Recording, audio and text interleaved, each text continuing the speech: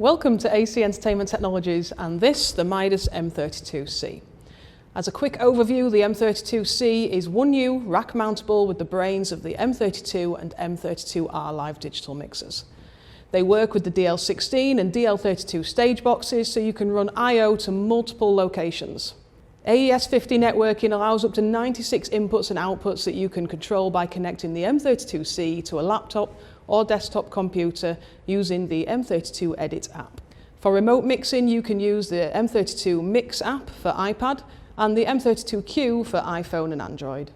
It comes with the DN32 USB expansion card fitted so you can use it as an audio interface and record 32 by 32 channels of audio. It has an additional expansion slot on the back for optional cards depending on your application, whether it be studio, install or live. So to summarise, it's easy to transport, simple to set up and will easily be racked up with any other gear you have.